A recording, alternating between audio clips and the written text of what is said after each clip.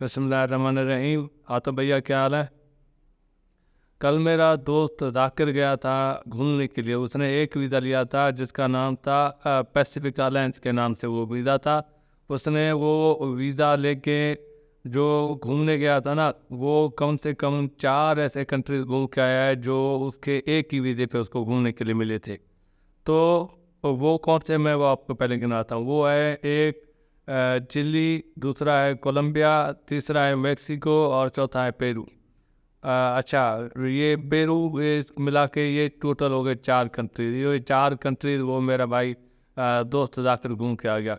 तो कहने का मकसद ये है कि एक शेंजन वीज़ा नहीं है जिसको हम मानते हैं कि भाई शेंजन वीज़ा पे ही लोग घूम कर आते हैं, तो वो 28-27 कंट्री घूम कर आते हैं। बल्कि दुनिया में ऐसे और भी वीज़े की किस्म है जिस पे आप एक वीज़ा पे कई कई जगह आप घूम सकते हो। जैसा कि मैं आपको थोड़ा वो लिस्ट बताता जा रहा हूँ जो वीज़े मेरे पास अभी पड़े हैं। देखें, एक तो वो मैंने जो आपको बताया था पैसिफिक अलायंस वाला। दूसरा है ये कादा यूनी वीज़ा। इसका क्या है, इसमें आप 30 दिन के लिए एक ज़ाम्बिया और दूसरा जिम्बाब्वे, ये दोनों मुल्क के दरमियान घूम सकते हैं। आप 30 दिन आपको छूट है, आप सिर्फ ये वीज़ा ले लें और आप दोनों में किसी भी जाएँ, दोनों में घूम लें, आपको ये छूट है। उसके बाद फिर आ जाता है आपका ये ब्रिटिश आयरिश वीज़ा। इसमें क्या है कि आपको पता है आयरलैंड के 2 हिस्से हैं। एक तो वो इंडिपेंडेंट आज़ाद है, एक जो हिस्सा उसका बरतानिया के साथ, ब्रिटिश के साथ है। तो जो इंडिपेंडेंट जो आज़ाद है उसमें भी जाने के लिए आपको अलग एक वीज़ा चाहिए। लेकिन इस स्कीम के तहत जो मैंने आपको बताया जिसका नाम है ब्रिटिश आयरिश वीज़ा, इस स्कीम के तहत आप ये दोनों ममालिक को आराम से घूम सकते हैं बगैर किसी परेशानी के, एक ही वीज़ा लेने के बाद। तो ये सारे हो जाते हैं। इसके बाद एक और मैं आपको बताता जा रहा हूँ जिसका नाम है ये है जॉइंट वीज़ा। अगर अच्छा ये एक वीज़ा सिर्फ आप यूएसए का ले लें और किसी कंट्री का नहीं लें, या आप सिर्फ यूएसए का वीज़ा ले लें। उसके बाद आप जो कंट्री घूम सकते हैं फ्री में, वो है कोस्टा रिका। सॉरी मेरी अंग्रेज़ी इतनी अच्छी नहीं है, तो अगर मैं थोड़ा नाम लेने में मुझे अजीब हो रहा है। आपको पता है वो असल में अंग्रेज़ी हमारी अपनी तो ज़बान है नहीं। तो एक है कोस्टा रिका, दूसरा है मेक्सिको, तीसरा है ब्रिटिश वर्जिन आइलैंड, और इसके अलावा कुछ और ममालिक हैं जो आप सिर्फ यूएसए का एक वीज़ा लेने के बाद घूम सकते हैं। तो ये सारे वीज़े सिर्फ शेंजन वीज़ा पे नहीं होता ये सारा कुछ, बल्कि ये सारे मैंने जो आपको वीज़े गिनवाए हैं इन वीज़ा पे भी आपको तो ये ममालिक सारे घूम सकते हैं जो मैंने आपको नाम बताए थे। अच्छा, अभी मैं थोड़ा आपको ये डीप में पहले बताता चलूँ कि देखें ये वीज़ा की तारीख क्या है, मैं थोड़ा वो बता रहा हूँ। तारीख असल में इसके जो वीज़ा ये जब पासपोर्ट की ज़रूरत जब पड़ी थी ना, वो वर्ल्ड वार 1 के बाद शुरू हुई थी।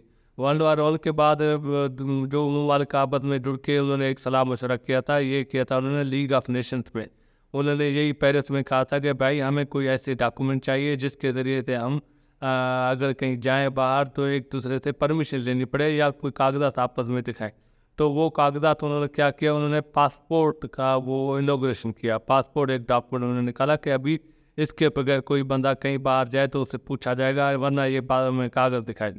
उसके बाद फिर वर्ल्ड वार 2 शुरू हुआ। वर्ल्ड वार 2 के बाद उन्होंने और ज़रूरत महसूस की, फिर उन्होंने वीज़े का सिस्टम शुरू किया। उसको भी उन्होंने ज़रूरी बनाया कि भाई अभी खाली पासपोर्ट से काम नहीं चल रहा, वीज़े की भी ज़रूरत है। फिर जो मैंने जैसे कि आपको एग्रीमेंट बताया, ये एग्रीमेंट के तौर पर ये कंट्री आपस में जुड़ते गए। तो किन कंट्रीज ने आपस में जैसे एग्रीमेंट किए गए भाई हमारा एक ही वीज़ा होगा तो कोई भी आए तो ये 3 ममालिक आपस में घूम सकता है। अगर ये फ़िलहाल वीज़ा होगा तो ये घूम सकता है। तो ये चीज़ें हैं। अच्छा, इसके बाद जब ये चीज़ें हो गई तो मैं आपको थोड़ा सा पहले, ठीक है, अच्छा वीज़ा के टाइप कौन से हैं मैं वो भी आपको एक गिनाता जा रहा हूँ।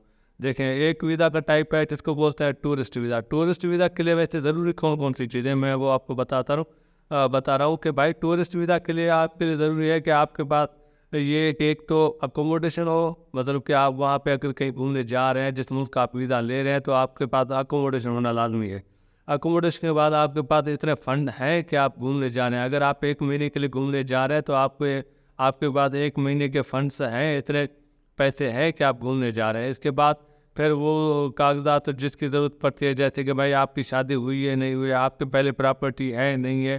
क्योंकि बहुत से मुमालिक को ये डर होता है कि अगर जैसे कि गरीब मुमालिक से जो डेवलपिंग कंट्रीज है वहाँ से कोई बंदा जैसे यूरोप घूमने जाए, ऑस्ट्रेलिया घूमने जाए, तो वहाँ पे ये वो ऑस्ट्रेलिया वाले या यूरोप वाले ये तो भाई खर्चा करेंगे ना कि बंदा हमारे पास आ रहा है, ये घूमने के बहाने से आ रहा है या वाकई में घूमने आ रहा है। तो फिर उसके लिए वो क्या चेक करेंगे, उसके लिए वो उसके प्रॉपर्टी के बाद कागजात मांगेंगे, उसकी शादी के कागजात मांगेंगे, मैरिज जो सर्टिफिकेट होता है वो मांगेंगे, क्योंकि उनको पता चलेगा भाई अगर इसके घर है यहाँ पे, इसकी प्रॉपर्टी यहाँ पे है, ऐसा ना हो कि बंदा पीछे कुछ भी ना हो और छोड़ छाड़ के फिर यहाँ पे चला है। तो नहीं, ऐसा नहीं होता ना, तो उसके लिए उसमें थोड़ी सख्ती ज़्यादा होती है। गरीब मुमालिक जो डेवलपिंग कंट्रीज है, गरीब तो नहीं है लेकिन ये डेवलप है, तरक्की कर रहे हैं, तो ये मुमालिक के लिए इस तरह के वीज़ा होता है। उसके बाद फिर आता है जो दूसरा वीज़ा है, वो है ट्रांजिट वीज़ा। ट्रांजिट वीज़ा जब होता है जब आप एक मुल्क से दूसरे मुल्क जा रहे हो, तो लेकिन उसके बीच में आपका जान कहीं और रुकता है, तो उस जहाज़ को अगर 3 घंटे वहाँ पे कहीं और, जैसे कि मैं जा रहा हूँ भाई तुर्की जा रहा हूँ पाकिस्तान से, तो तुर्की के लिए मुझे अगर डायरेक्ट फ़्लाइट ना मिले तो मैं दुबई का कोई फ़्लाइट दुबई पकड़ूँगा। तो दुबई वाले फ़्लाइट की ये शर्त है कि भाई पहले वो पाकिस्तान से मुझे उठाएगी, फिर जाएगी दुबई, तो दुबई वो 3 घंटे 4 घंटे रुकेगी, वहाँ से फिर पैसेंजर उठाएगी, फिर जाएगी तुर्की। तो ये जो दरमियान में 3 घंटे 4 घंटे वहाँ पे रुकेगी ना, इसके लिए मुझे एक ट्रांजिट वीज़ा चाहिए।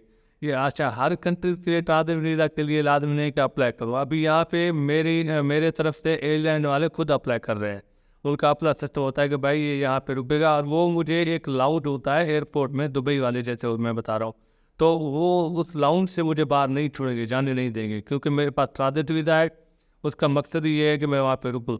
आजकल एक नया सिस्टम आ रहा है ट्रांजिट वीज़ा में, वो आपको बता रहा हूँ कि ट्रांजिट वीज़ा अभी हर कोई कोशिश कर रहा है कि देखें दुनिया को जैसे जैसे लोग सिक्योर बनाते जा रहे हैं, तो वो क्या कर रहे हैं कि भाई अगर ट्रांजिट वीज़ा आपका ज़्यादा है, जैसे अभी सऊदीया ने शुरू किया, अगर कोई बंदा सऊदीया की फ़्लाइट से, सऊदीया की अपनी फ़्लाइट हो, उससे कोई फ़्लाइट से अब अगर कोई बंदा ट्रांजिट वीज़ा पे हो, जैसे मैं पाकिस्तान से दुबई जा रहा हूँ लेकिन सऊदीया की फ़्लाइट पे जा रहा हूँ, लेकिन तो ज़रूरी है कि सऊदीया वाली फ़्लाइट पहले सऊदीया पे रुकेगी, वो फिर कौन सी एयरपोर्ट में वो तो उनका हिसाब है। तो सऊदीया की फ़्लाइट वहाँ पे रुकेगी 3 घंटे 4 घंटे 8 घंटे, तो उन्होंने एक सिस्टम निकाला है ट्रांजिट वीज़ा का कि भाई आप ट्रांजिट वीज़ा पहले से अप्लाई करें अगर आप सऊदीया घूमना चाहते हैं तो, और वो ट्रांजिट वीज़ा का टाइम है 4 दिन आप घूम सकते हैं सऊदीया में, और वो 4 दिन में आप उम्रा भी कर सकते हैं, 4 दिन में आप घूम भी सकते हैं। वो आपको वैसे अपने सारा कुछ दिखाना होता है डॉक्यूमेंट वगैरह ट्रांजिट वीज़ा के लिए।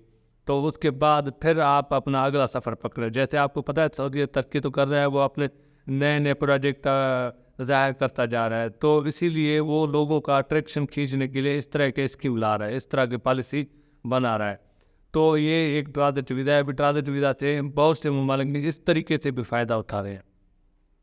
उसके बाद मैं आपको दूसरा बताता रहूँ, सॉरी ये तीसरा अभी बता रहा हूँ, वो है मेडिकल के हिसाब से। मेडिकल वीज़ा से जो है, मेडिकल वीज़ा आप मेडिकल ग्राउंड पे लेते हो, आज के लिए आपको क्या चाहिए, उसके लिए आपको हॉस्पिटल की परमिशन चाहिए, इन्विटेशन चाहिए, अपॉइंटमेंट चाहिए, फिर आपके पास फंड्स हैं वो फंड्स चाहिए, तो आपके पास इंश्योरेंस होना चाहिए, इंश्योरेंस चाहिए, तो इसके बाद आपको मेडिकल वीज़ा दिया जाएगा। मतलब कि आप वहाँ पे जा रहे हैं तो ट्रीटमेंट के लिए ही जा रहे हैं, इसके अलावा आपका कोई प्लान नहीं है। उसके बाद फिर आता है वर्किंग हॉलीडे। अच्छा, वर्किंग हॉलीडे जैसे टूरिस्ट का वीज़ा बताया था, इसमें भी वही है कि आपके पास फंड्स होना लाजमी है, आप भाग कर नहीं जाएंगे, आप वहाँ पे घूमने जा रहे हैं, तो ये और ये वेकेशन के टाइम पे अगर आप वीज़ा ले रहे हैं तो जाहिर सी बात है आप वर्किंग हॉलीडे के हिसाब से ले रहे हैं, ठीक है। उसके बाद आता है स्टूडेंट वीज़ा, जिसके बारे में मेरे ख्याल से सबको पता होगा। स्टूडेंट वीज़ा जब आपका बाहर के दाखिला होता है तब आप स्टूडेंट वीज़ा के लिए अप्लाई करते हो, उसके लिए आपको यूनिवर्सिटी या वहाँ पर जो इंस्टीट्यूशन है वहाँ की इन्विटेशन चाहिए होती है, फिर आप यहाँ के अपने जो भी काउंसलेट वगैरह हैं या ऑनलाइन जो सिस्टम है वहाँ पे अप्लाई करना होता है, फिर आपको वीज़ा मिलता है। तो ये 2 साल के लिए या 4 साल के लिए ऐसे कुछ होता है।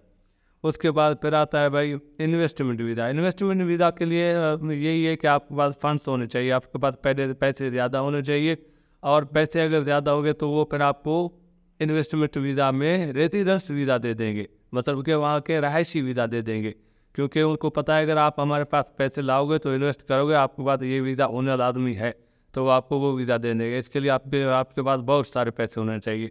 ये हम जो टूरिस्ट के लिए पैसे लेके जाएंगे इतने नहीं, इससे भी ज़्यादा। उसके बाद फिर आता है ऑफिशियल वीज़ा। ऑफिशियल वीज़ा वो जो सरकारी बंदे जाते हैं, जो गवर्नमेंट के बंदे जाते हैं या गवर्नमेंट के तरफ से जाते हैं, जो डिप्लोमेटिक मिशन में जाते हैं, वो वीज़ा होते हैं। उसके बाद फिर आता है रिफ्यूजी और असाइलम वीज़ा। उसके बाद आता है रिटायरमेंट वीज़ा। ये दोनों में फिर वही, और इसके बाद आता है फिर पिलग्रिमेज वीज़ा। ठीक है, ये हो गए। अच्छा, इसके बाद फिर आता है कि वीज़ा अगर बंदा ले तो उसके लिए वो अप्लाई कहाँ करे। उसके लिए लाजमी है आपको आजकल जो सिस्टम चल रहा है कि वो 3 चल रहे हैं, 3 है या 2 है, 3 भी हैं। ठीक है, वो अच्छा, उसके लिए जो सिस्टम चल रहा है वो 3 है, वो 3 तरीके हैं।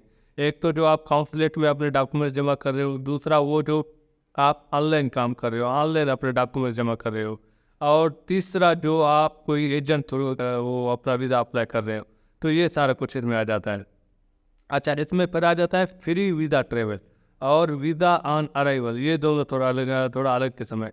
अभी फ्री वीज़ा ट्रेवल वाले में कुछ ऐसे ममालिक तक याफ्ता ममालिक हैं जिनकी जो है ट्रेवल वो फ्री है सिर्फ। अच्छा, पाकिस्तान के लिए फिर वो कौन से हैं जो वीज़ा ऑन अराइवल का शर्त रखते हैं पाकिस्तान के लिए। अच्छा, वो मैं आपको 21 ममालिक है टोटल, वो मैं आपको गिनवाता जा रहा हूँ। देखिए, उसमें है एक बुरुंडी है, फिर है कैबो वर्डे, फिर है कोमोरो, फिर है गुइनिया बिस्सू, फिर नाम तो सारे वो मैं पहले आपको बताया कि ये थोड़ा इंग्लिश के नाम है, पर वो अजीब हो रहे हैं। फिर है मेडागास्कर, फिर है मालदीव, फिर है मोरिटानिया, फिर है मोजाम्बिक, फिर है नेपाल, फिर है Palau, Qatar, Rwanda, Samoa, Senegal, Seychelles, Sierra Leone, Somalia, Tanzania, Timor Leste, Togo, Tuvalu. ये हो गए जिसमें पाकिस्तान को वीज़ा ऑन अराइवल में ज़रूरत पड़ती है। ठीक है, तो ये सारे हो गए। तो इस वीडियो का मकसद आपको वीज़े के बारे में इंफॉर्मेशन देना थी। तो खैर, ये वीडियो अगर आपको पसंद आई हो तो लाइक करें, शेयर करें और सब्सक्राइब